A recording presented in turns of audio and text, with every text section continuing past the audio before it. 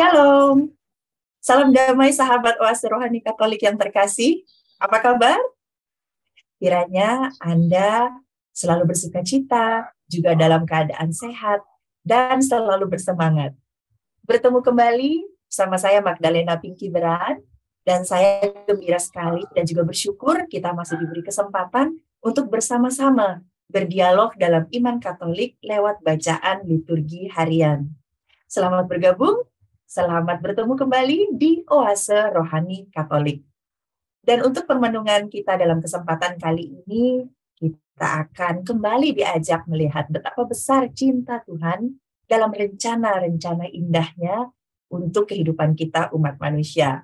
Dan untuk itu, kita akan bersama-sama mendengarkan permenungan dari seorang Romo yang kecintaannya dan juga relasinya begitu menginspirasi.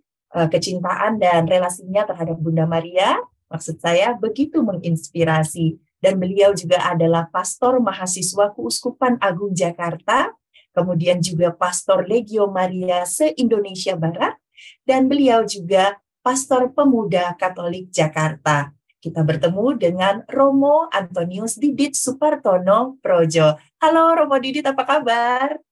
Halo, kabar baik, luar biasa. Sukacita. Yes. Nah, itu kan anak mahasiswa biasanya saya punya ya. Oh gitu ya Romo. Yes. Selalu sukacita. Romo, terima kasih sekali di tengah kesibukannya kembali bersedia hadir bersama dengan sahabat Oase Rohani Katolik dalam kesempatan kali ini ya. Dan kita akan segera mulai saja sahabat Oase Rohani Katolik yang terkasih. Kita mohon bimbingan Roh Kudus sepanjang kegiatan kita dalam kesempatan kali ini lewat doa pembukaan yang akan dibawakan oleh Romo Didit. Silakan Romo. Baik, saudari-saudaraku yang dikasih Tuhan, kita awal permenungan kita hari ini dengan tanda kemenangan Kristus. Bersama-sama kita berdoa. Dalam nama Bapa dan Putera dan Roh Kudus. Amin. Rahmat Tuhan kita Yesus Kristus, cinta kasih Allah, dalam persekutuan Roh Kudus bersamamu dan bersama rohmu. Saudari-saudara yang terkasih, mari kita awali renungan kita dengan mengakui kekurangan kita, agar kita layan pantas berdoa, mendengarkan firman-Nya. Saya mengaku kepada Allah yang Maha Kuasa dan kepada saudara sekalian bahwa saya telah berdosa dengan pikiran dan perkataan, dengan perbuatan dan kelalaian. Saya berdosa, saya sungguh berdosa. Oleh sebab itu saya mohon kepada Santa Peron Maria, kepada para malaikat dan semua orang kudus dan kepada saudara sekalian supaya mendoakan saya pada Allah Tuhan kita. Allah yang Maha Kuasa itu selalu mengasihi, mengampuni dosa kita dan menghantar kita ke hidup yang kekal. Amin. Marilah berdoa. Allah Bapa kami, terima kasih atas hari ini. Kembali Kau beri kesempatan untuk mendengarkan firman. Semoga melalui permenungan kami ini, banyak orang yang mengenal Kau lebih baik lagi. Sungguh mendengarkan firman-Mu dan melaksanakannya dalam kehidupan sehari-hari. Demi Kristus Tuhan dan pengantara kami. Amin. Kita dengarkan bacaan-bacaan yang akan kita renungkan pada hari ini. Silakan Mbak. Baik. Bacaan pertama diambil dari surat Rasul Paulus kepada jemaat di Efesus. Dari Paulus, Rasul Kristus Yesus, oleh kehendak Allah, kepada orang-orang kudus di Efesus, orang-orang yang percaya dalam Kristus Yesus. Kasih karunia dan damai sejahtera dari Allah Bapa kita dan dari Tuhan Yesus Kristus menyertai kalian. Terpujilah Allah dan Bapa Tuhan kita Yesus Kristus, yang dalam Kristus telah mengaruniakan kepada kita segala berkat rohani di surga.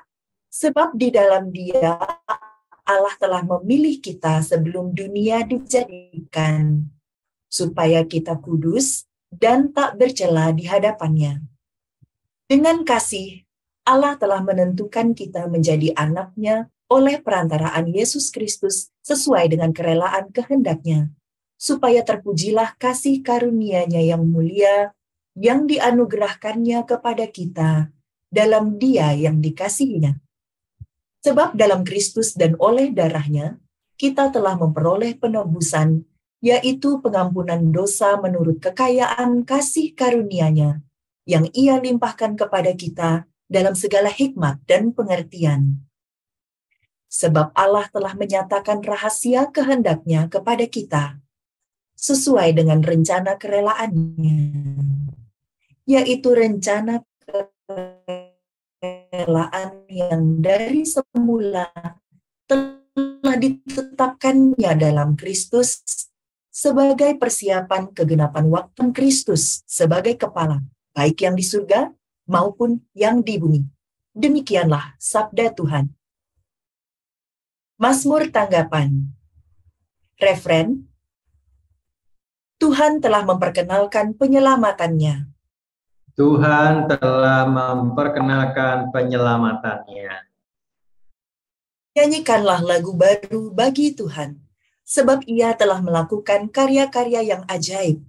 Keselamatan telah dikerjakan oleh tangan kanannya, oleh lengannya yang kudus. Refren. Tuhan telah memperkenalkan penyelamatannya.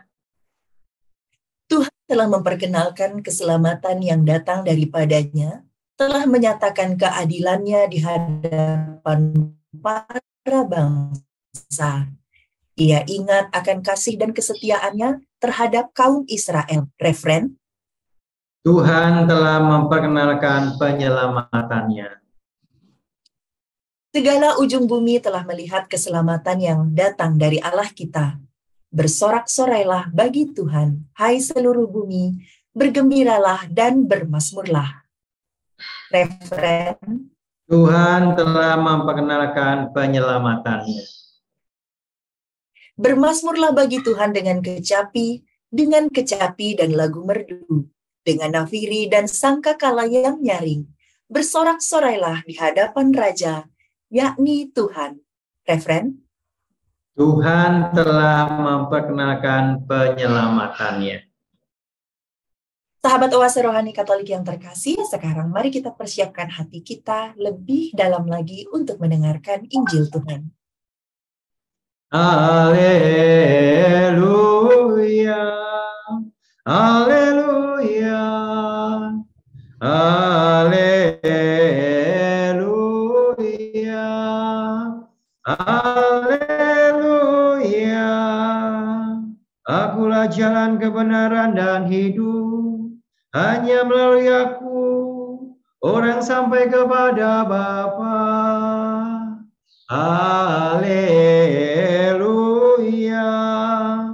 haleluya. Tuhan bersamamu Dan bersama rohmu. Inilah Injil Yesus Kristus menurut Santo Lukas. Dimuliakanlah Tuhan. Lukas 11 ayat 47 sampai 54. Lukas 11 ayat 47 sampai 54. Sekali peristiwa, tatkala duduk makan di rumah seorang Farisi, Yesus berkata, "Celakalah kalian, sebab kalian membangun makam bagi para nabi, padahal nenek moyangmu lah yang telah membunuh mereka. Dengan demikian kalian mengakui bahwa kalian membenarkan perbuatan nenek moyangmu, sebab mereka telah membunuh nabi-nabi itu dan kalian membangun makamnya. Sebab itu hikmat Allah berkata, Aku akan mengutus kepada mereka nabi-nabi dan rasul-rasul. Tetapi separuh dari antara para nabi dan para rasul itu akan mereka bunuh dan mereka aniaya. Maka dari angkatan ini akan dituntut darah semua nabi yang telah tertumpah sejak dunia dijadikan. Mulai dari darah Habel sampai kepada darah Zakaria yang telah dibunuh di antara mezbah dan rumah Allah. Bahkan aku berkata kepadamu, Semuanya itu akan dituntut dari angkatan ini. Celakalah kalian, hai ahli-ahli Taurat, sebab kalian telah mengambil kunci pengetahuan. Kalian sendiri tidak masuk ke dalamnya. Tetapi orang akan berusaha masuk, kalian halang-halangi. Dan setelah Yesus berangkat dari tempat itu, para ahli Taurat dan orang Farisi terus-menerus mengintai dan membanjirinya dengan rupa-rupa soal. Dengan itu mereka berusaha memancingnya supaya mereka dapat menangkapnya berdasarkan sesuatu yang diucapkannya. Demikianlah sabda Tuhan. Terpujilah Kristus. Sahabat Oase Rohani Katolik yang terkasih, setelah mendengarkan bacaan liturgi hari ini, mari kita masuk dalam permenungan kita di sesi yang pertama. Nah, Romo Didit, lewat bacaan hari ini, hikmat apa kiranya yang bisa kita peroleh? Silakan. Baik, Mbak Pinky yang terkasih dan juga saudara-saudaraku yang mendengarkan dan melihat acara ini.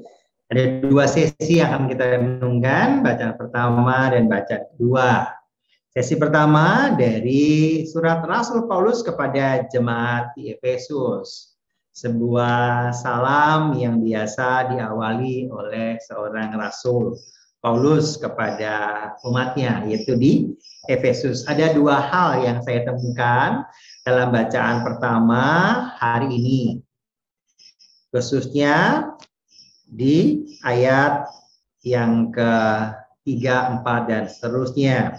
Di ayat pertama, Rasul Paulus membuka orang-orang yang percaya dalam Yesus Kristus, kasih karunia dan damai sejahtera dari Allah Bapa dan dari Tuhan kita Yesus Kristus menyertai kalian. Nah, sapaan ini pasti juga menjadi sapaan bagi kita semua kalau kita punya kebiasaan selalu, entah kita persingkat damai sertamu ataupun damai bersamamu atau Tuhan sertamu, itu ya disingkat ya. Dalam setiap ibadat apapun saya berharap Bapak Ibu, teman-teman selalu seperti Rasul Paulus memberikan salam kepada jemaatnya, kepada umatnya. Itu sesuatu yang mungkin tidak kita renungkan.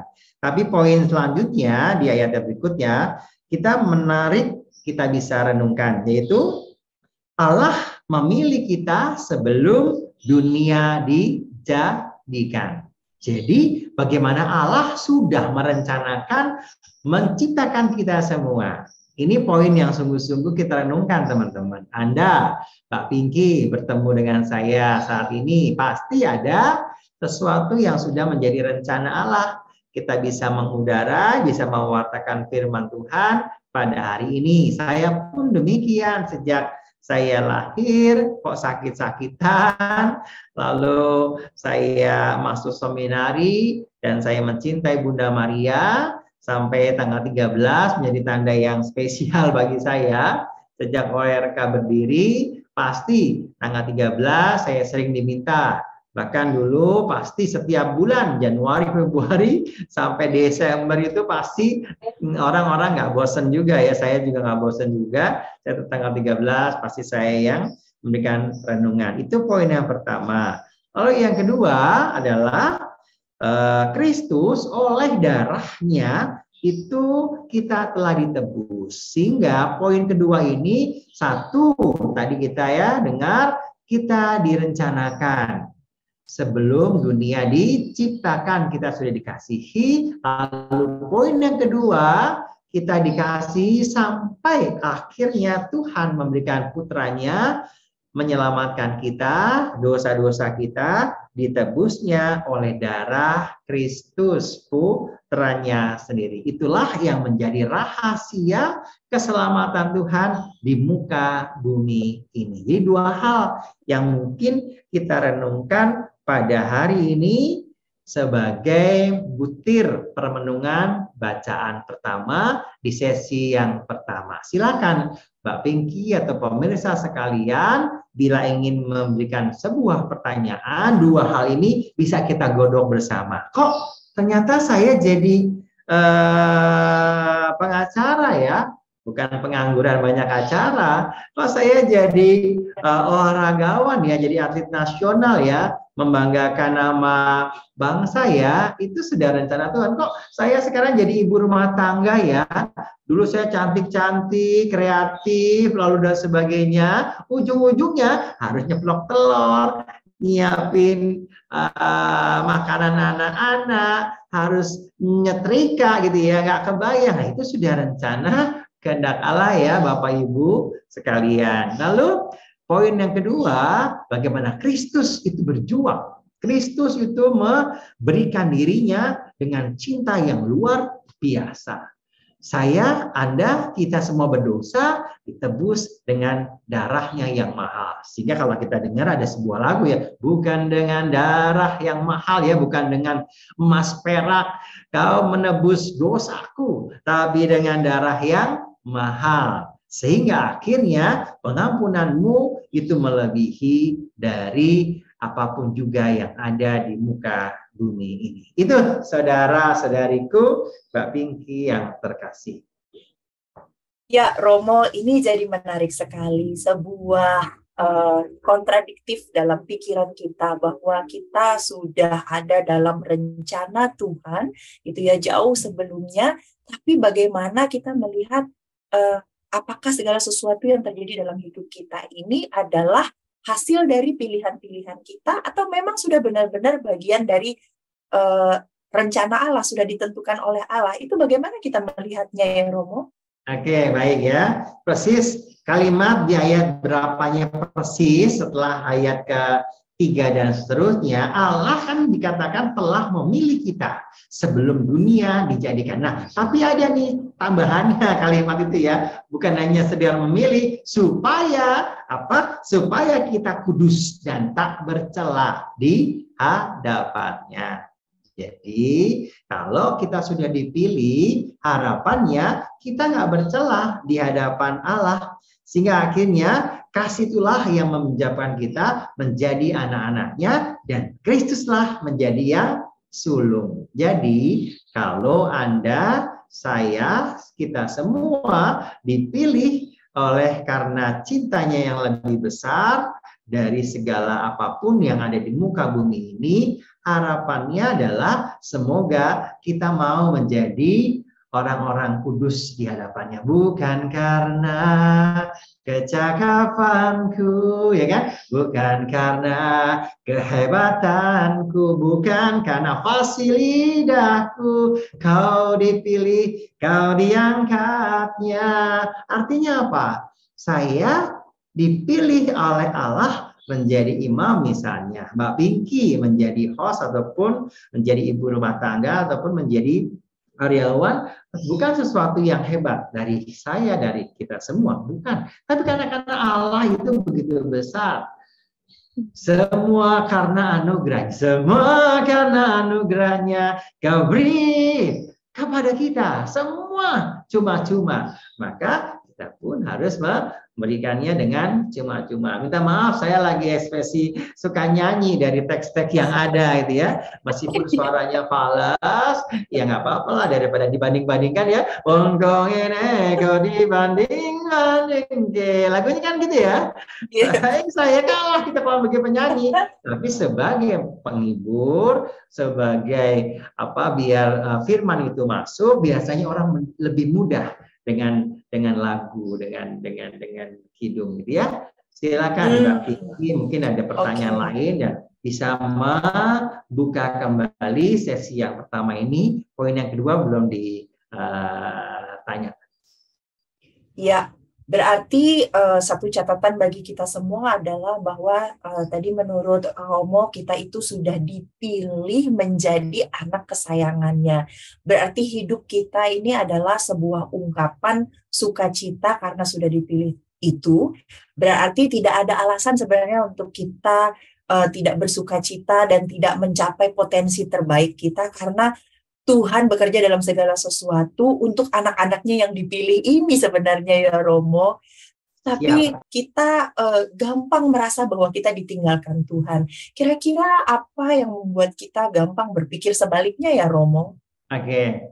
Kalau berpikir sebaliknya, tadi kita dipilihnya. Tapi kok kita merasa ditinggal? Kenapa? Karena kita seringkali maunya sendiri, nggak mau ikut Tuhan, nggak mau ya mentaati ajarannya, nggak mau melakukan kehendaknya. Kenapa? Di kalimat berikutnya, dengan kasih Allah telah menurunkan kita sebagai anaknya, sesuai dengan kerelaan kehendaknya, agar apa? Supaya terpujilah kasih karunia-Nya yang mulia dan dianugerahkan kepada kita, dan akhirnya supaya kita mengikuti Yesus putranya. Jadi sudah dikasih contoh, jauhi larangannya, lakukan kehendaknya. Maka ketika kita mau jalan sendiri, ya kan, ya jangan salahkan kalau nyasar, kalau tersesat. Jangan salahkan kalau kita kecemplung, bukan kecemplung empang gitu ya, kecemplung dengan minuman, dengan pergaulan yang nggak sehat, dengan kehidupan yang nggak jujur, sebagai koruptor, kecil-kecilan sampai akhirnya gede-gedean, ya kan? Nggak bisa mengasihi sempurna suaminya, istrinya, anak-anaknya sendiri atau saudara-saudaranya, tetapi lebih mengasihi dirinya sendiri, mementingkan dirinya sendiri. Ya jangan salahkan kalau kita ditinggalkan oleh Allah.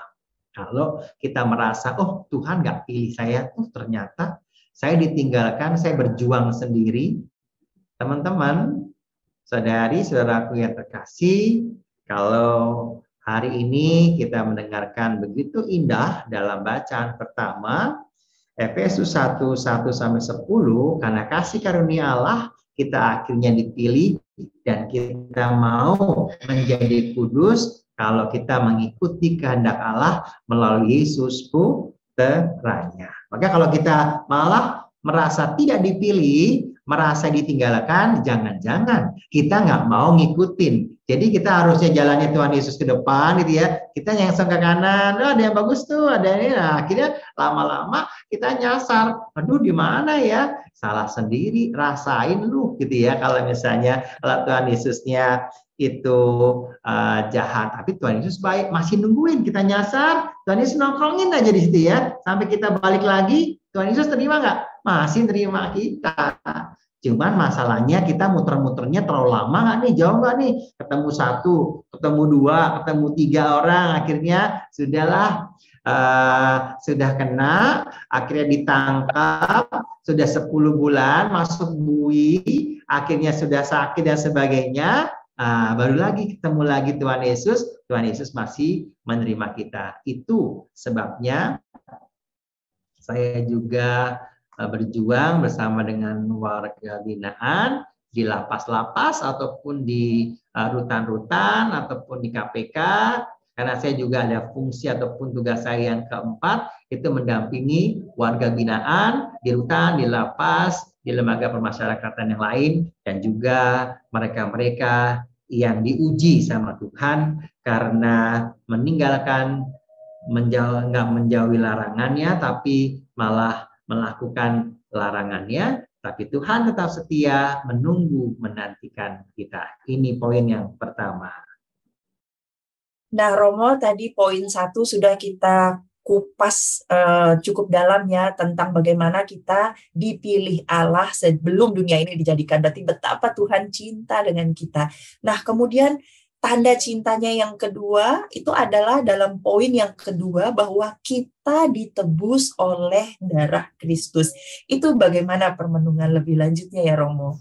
Baik, di kalimat atau ayat-ayat berikutnya kita tadi dengar, sebab dalam Kristus dan oleh darahnya kita telah memperoleh penebusan, yaitu pengampunan dosa menurut kekayaan kasih karunia Allah yang begitu besar. Bukan karena tadi saya bilang ya, bukan dengan barang fana kau menebus dosaku, tapi dengan darah yang mahal. Dan itulah betapa besar kasih pengampunanmu Tuhan.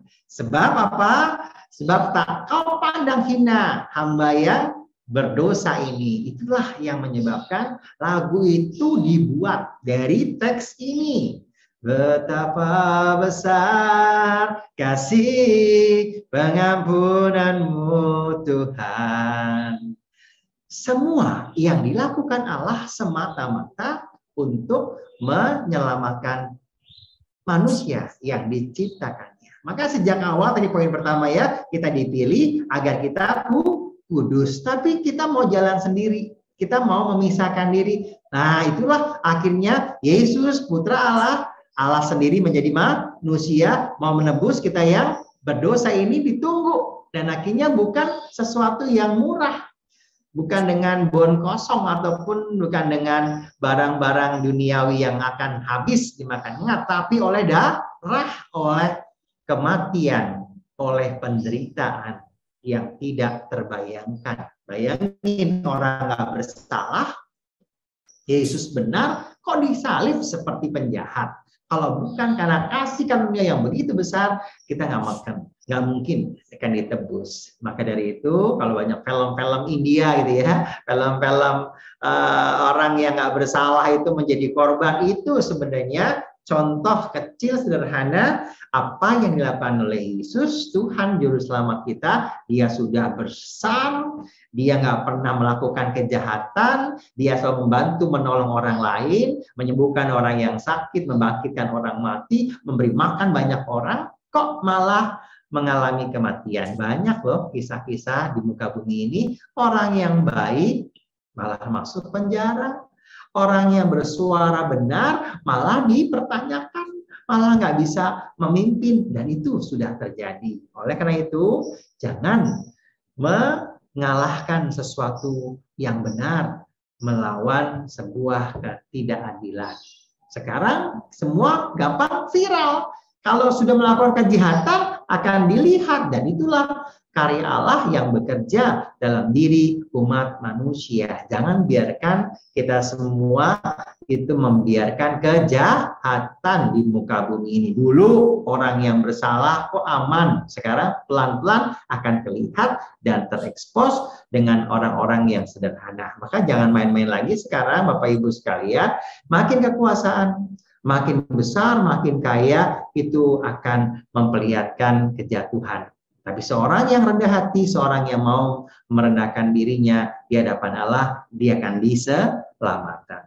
Ciri-ciri orang yang sombong itu dia kaya, dia pinter, dia punya kekuasaan, tapi akhirnya dia bisa jatuh dengan kekuasaan, dengan kekayaan, dengan kepintaran itu, karena dia tidak lagi mengandalkan Allah, tapi mengandalkan dirinya.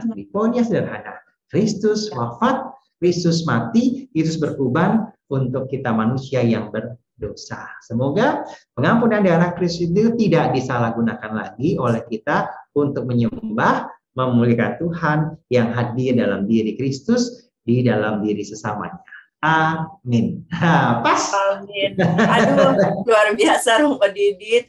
Ini hikmat kita semakin bertambah-tambah ya setelah permenungan yang kita dengarkan tadi, dan kita juga semakin disadarkan bahwa betapa besar cinta Tuhan lewat 2 poin saja yang cukup kita bawa terus kemanapun kita pergi. Kita ingat di hati dan pikiran kita bahwa kita dipilih Allah sejak dunia belum dijadikan, dan kemudian Tuhan juga menebus kita lewat darah Kristus. Romo, tanpa terasa sesi yang pertama sudah harus berakhir dulu, tapi kita minta sahabat Oase Rohani Katolik untuk tidak kemana-mana, ya, jangan kemana-mana, karena kami akan segera kembali setelah yang berikut ini.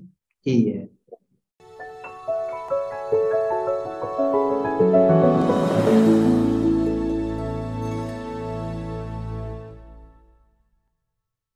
Sahabat Oase Rohani Katolik yang terkasih, terima kasih Anda masih bersama kami Romo Antonius Didit Supartono Projo, dan saya Magdalena Pinky Beran dalam Oase Rohani Katolik edisi hari ini.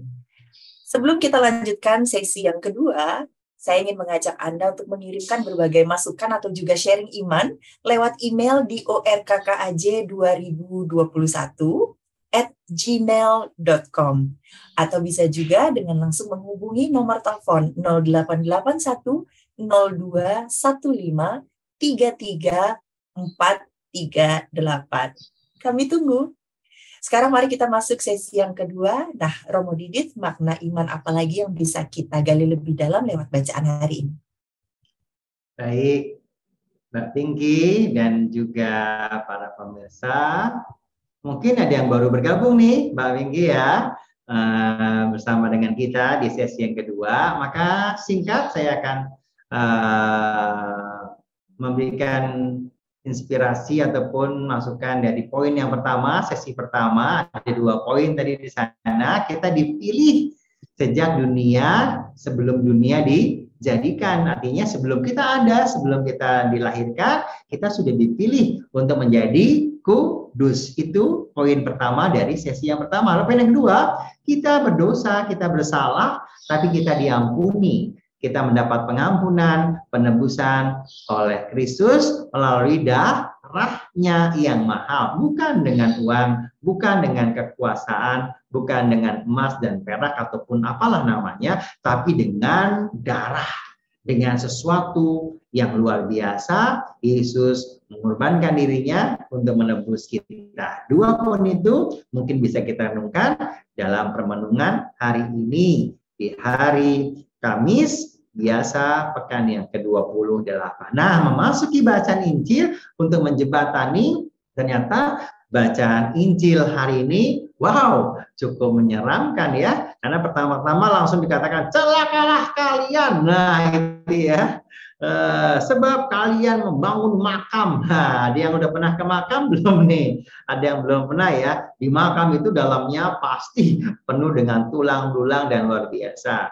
Hari-hari ini saya sering membantu Romo Steve di rumah duka Carolus. Sehingga bentar-bentar ada penutupan peti, pemberkatan jenazah, pokoknya berhubungan dengan orang meninggal. Nah, yang menarik dalam bacaan Injil hanya 1 poin sebenarnya.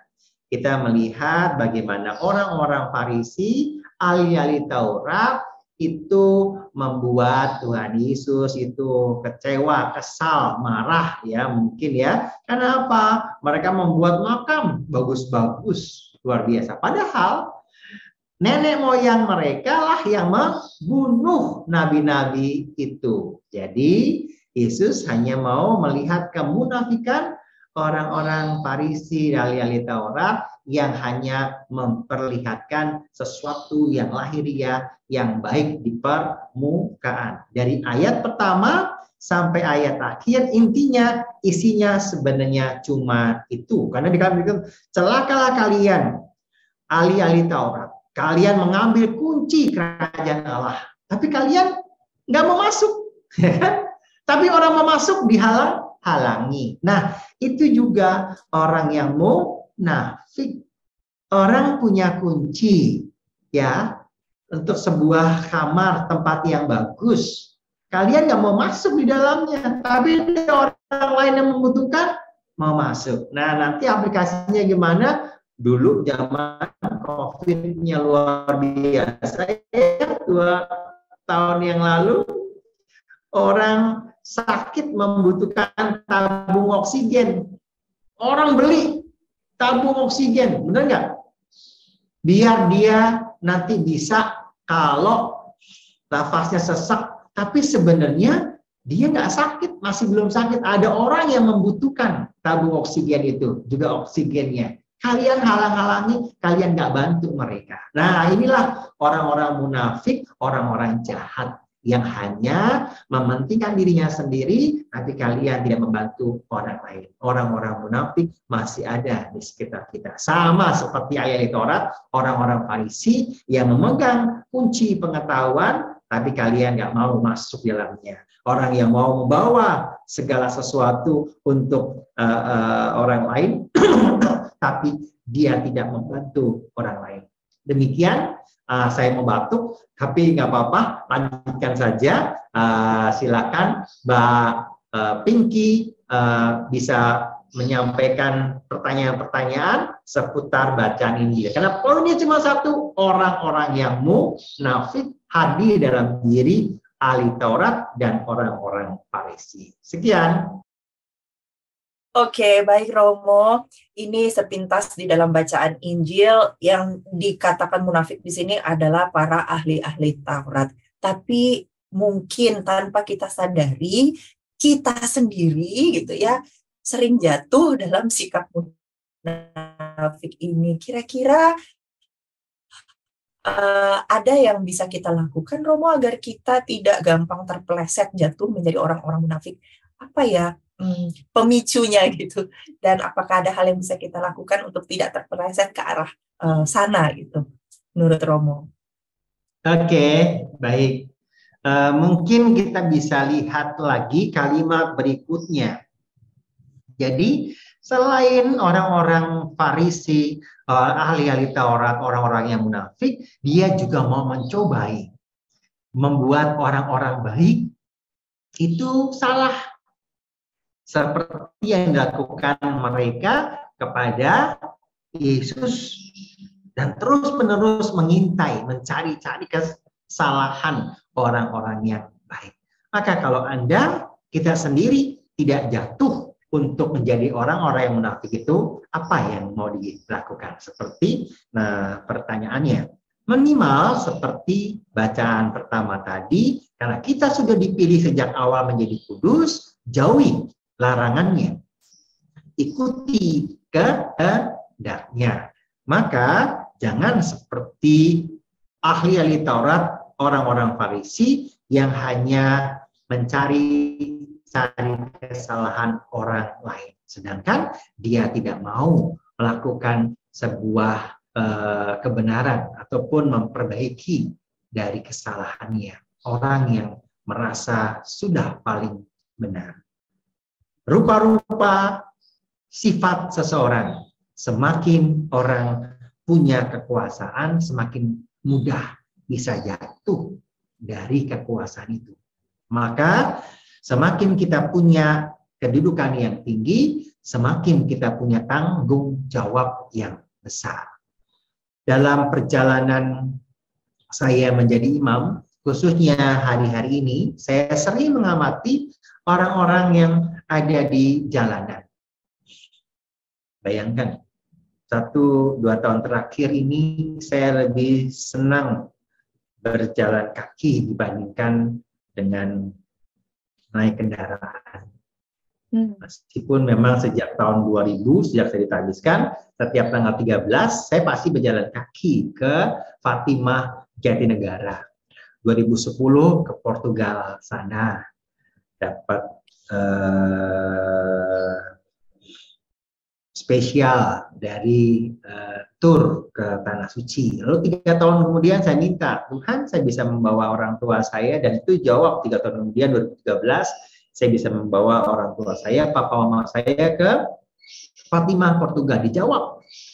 Lalu saya sudah nggak minta lagi. Saya mengingatkan Romo Gunawan almarhum tahun 2017, persis 100 tahun Fatimah,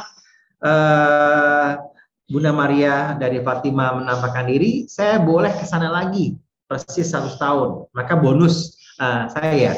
Nah, saya selalu berjalan kaki karena apa? Saya mengikuti 3 gembala yang didatangi oleh Bunda Maria. Sia, Francisco, Yasinta. Saya hanya belajar mau mengikuti Bunda Maria. Oleh karena itu, teman-teman, dalam perjalanan kaki yang sering saya lakukan, saya selalu merasa Tuhan selalu mendampingi, melindungi saya. Untuk itu, teman-teman yang terkasih, jangan kecewakan kebaikan Tuhan hingga saat ini, sehingga saya boleh sampai saat ini boleh berjalan kaki, dan di dalam perjalanan saya melihat banyak orang-orang yang menderita, pemulung, manusia-manusia gerobak, sampah-sampah di pinggir jalan berantakan, dan lain sebagainya. Itu saja, nanti kita lanjutkan dari pertanyaan yang lain. Baik, Romo, menarik sekali ya dari semua yang sudah Romo bagikan tadi, itu sudah amat sangat jelas betapa Tuhan mencintai kita dengan memilih kita sebelum dunia dijadikan. Dan Dia juga selalu menyertai kita dalam apapun yang kita kerjakan sepanjang kehidupan kita. Tapi ya itu mungkin karena dinamika kehidupan, kitanya yang sering lupa dan tidak menyadari kehadiran dan penyertaan Tuhan dalam kehidupan kita. Nah, Romo, mungkin terakhir juga dari sesi kita yang kedua, bisakah Romo sampaikan? Jadi, bagaimana ya caranya supaya kita tidak gampang terlupa betapa besar cinta Tuhan dan betapa Tuhan tidak pernah meninggalkan kita. Silakan, Romo. Itulah sebabnya cinta Tuhan yang begitu besar, nggak pernah meninggalkan kita semua, harus kita balas dengan sesuatu yang sederhana, sesuatu yang harus rutin. Yaitu ingat setiap bangun pagi kita mengucap syukur pasti atas hari baru yang boleh kita terima dan punya sesuatu yang baik akan kita lakukan sepanjang hari-hari mendatang. Jangan sesuatu yang buruk, wah besok nih saatnya gua membalas tetangga gua nih yang nyekelin, yang nyebelin, balas sebagainya. Nah kalau doanya begitu, Tuhan nggak akan mendukung menyertai kita. Maka dari itu, teman-teman, sebelum kita mengakhiri permenungan kita, baik tadi sudah disampaikan dengan baik oleh Mbak Pinky. Poinnya pertama, kita dipilih sebelum dunia itu diciptakan karena Allah sayang sama kita, mulai darahnya kita ditebus karena kita berdosa, kita seringkali lalai, lupa, tapi tetap disayang. Jangan lupakan Tuhan setiap dimanapun, kapanpun Anda berada. Dan dalam bacaan Injil, kita sungguh-sungguh janganlah seperti orang-orang Farisi, ahli Taurat yang sangat munafik. Dia mau cari-cari kesalahan dan dia tidak mau memberikan yang terbaik pada orang-orang di sekitarnya. Dia punya kunci, tapi orang nggak bisa masuk melalui kunci itu atau pintu itu. Orang yang jahat, orang yang serakah, orang yang nggak tahu diri. Oleh karena itu, mari kita tutup doa-doa atau permenungan kita dengan doa-doa permenungan kita. Jangan seperti ahli Taurat, orang-orang Farisi yang mencari-cari kesalahan Tuhan Yesus karena mereka tidak akan masuk dalam kerajaan surga. Tetapi mereka sendiri binasa oleh perbuatan-perbuatan mereka yang jahat. Semoga Tuhan menyertai kita dan menantikan kita kalau kita bersalah, berdosa, munafik seperti orang-orang Farisi. Tapi kalau kita kembali kepada Allah melalui Yesus Putranya, Tuhan Yesus menantikan dan menebus, mengampuni kita. Kita panjatkan doa-doa permohonan kita. Mari kita berdoa. Allah Bapa kami di surga, terima kasih atas permenungan kami. Hari ini kami mendengar begitu banyak hal-hal yang menarik dari bacaan-bacaan yang boleh kami dengar hari ini. Kami berdoa kepadamu, bangsa, negara, gereja, dan juga orang-orang muda, khususnya para mahasiswa. Untuk itu ya Bapak, dengarkanlah doa-doa kami. Bapa yang baik, puji syukur kami haturkan di hadapan-Mu, karena kami boleh menjadi bagian dari sebuah bangsa dan negara yang luar biasa, penuh karunia dan berkat daripada-Mu. Kiranya para pemimpin bangsa dan negara, Kau curahkan rahmat, Kau curahkan hikmat, agar dapat memimpin kami semua sebagai satu kesatuan bangsa dan negara yang memuji dan memuliakan nama-Mu dalam kehidupan kami. Kami mohon, kabulkanlah doa kami ya Tuhan. Kami berdoa pula ya Bapa bagi gereja kami, gereja yang boleh hadir dalam dinamika kehidupan sosial, berbangsa, dan juga bernegara. Agar sebagai gereja, para pemimpin, para aktivis yang mengambil bagian dapat beroleh juga hikmat, kekuatan, untuk terus berkarya dan dapat memimpin kami sebagai gembala kami untuk gembalakan kami domba-dombamu ya Bapa, agar kami menjadi umat gereja yang menjadi bagian, mengambil bagian bagi kemuliaan nama-Mu. Kami mohon. Kabulkanlah doa kami ya Tuhan. Bapa, tidak lupa kami juga ingin berdoa bagi seluruh anak-anak muda agar semakin mencintai-Mu dan juga semakin sadar betapa Engkau mencintai mereka. Betapa Engkau selalu menyertai mereka dalam segala rencana-rencana kehidupan mereka. Dan agar mereka semakin menemukan Engkau dalam kehidupan mereka. Dan juga menjadi bagian dari gereja dan bangsa ini. Kami mohon. Kabulkanlah doa kami ya Tuhan. Tuhan Allah Bapa kami. Demikian doa-doa kami untuk bangsa, gereja, dan juga para orang muda, khususnya para mahasiswa. Karena mereka juga Kau pilih untuk mewartakan kerajaan Allah di muka bumi ini, sehingga sesuatu yang baik harus mereka keluarkan, mereka wartakan, dan tidak seperti orang-orang Farisi yang munafik, yang hanya mencari untuk kepentingan mereka sendiri, yang mencari kesalahan orang lain. Bapa, berkatilah kami semua anak-anak-Mu, sehingga akhirnya kami semua Kau jaga, Kau cintai. Semua ini kami disatukan dengan doa yang Kau ajarkan sendiri. Bapa kami yang ada di sorga, dimuliakanlah nama-Mu. Datanglah kerajaan-Mu. Jadilah kehendak-Mu di atas bumi seperti di dalam surga. Bila kami rezeki pada hari dan ampunilah kesalahan kami, seperti kami pun mengampuni yang bersalah kepada kami. Dan janganlah masukkan kami dalam pencobaan, tapi bebaskanlah kami dari yang jahat. Amin. Marilah berdoa. Allah Bapa kami akan menutup permenungan kami hari ini dengan ucapan terima kasih. Engkau selalu menyertai kami. Jadikanlah kami kudus seperti yang Kau janjikan dalam diri Yesus Putra yang menebus kami. Semoga kami selalu taat pada firman-Mu, menjauhi larangan-Mu, dan akhirnya melakukan kehendak-Mu dengan sepenuh hati. Semua ini dipanjatkan dan peraturan Tuhan dan Yesus Kristus yang hidup dan berkuasa kini dan sepanjang segala masa. Amin. Tuhan bersamamu dan bersama roh. Kita sekalian senantiasa dibimbing, diberkati oleh berkat Allah yang Maha Kuasa, Bapa dan Putera dan Roh Kudus. Amin. Saudari, saudara terkasih, permenungan kita hari ini sudah selesai. Syukur kepada Allah, kita pergi, kita diutus. Amin. Haleluya. Terima kasih, Romo Adit. Sahabat Oase Rohani Katolik yang terkasih, demikianlah acara kita pada hari ini bersama Romo Antonius Didit Supartono, Projo, dan saya Magdalena Pinky Beran. Kami mohon pamit, sampai bertemu lagi dalam edisi Oase Rohani Katolik berikutnya. Salam damai. Tuhan Yesus memberkati. Salam damai. Yes.